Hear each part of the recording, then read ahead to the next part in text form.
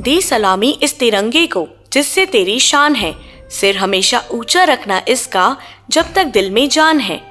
थाना माखड़ी के थाना प्रभारी सोन सिंह सोरी एवं समस्त स्टाफ की ओर से समस्त भारतवासियों को स्वतंत्रता दिवस के 75वीं वर्षगांठ की हार्दिक बधाई एवं शुभकामनाएं।